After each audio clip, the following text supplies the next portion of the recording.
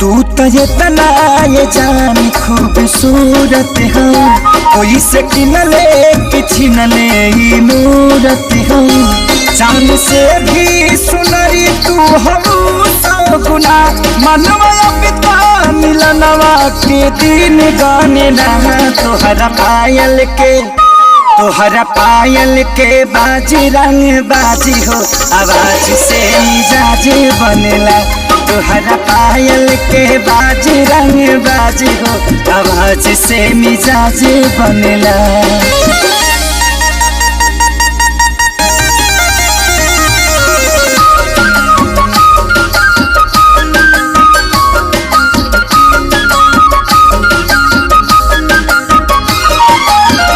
ओठवा से चूहे तोहर मधवा मिसरिया, क्रिया खियाल कही साच हो।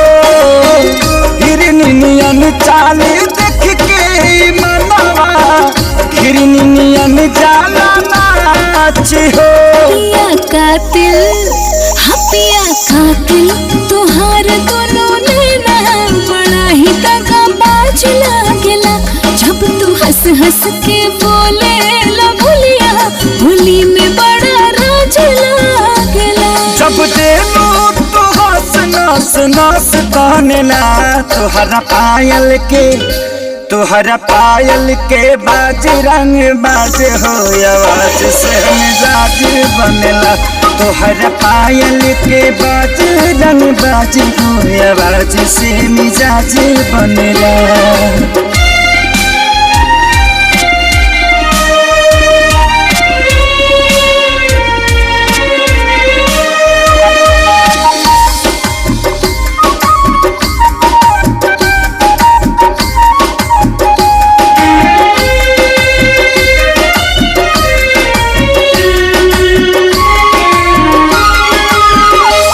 सुघराई के मोल नाही बाटे, बड़ी अनमोल बारू चीज हो।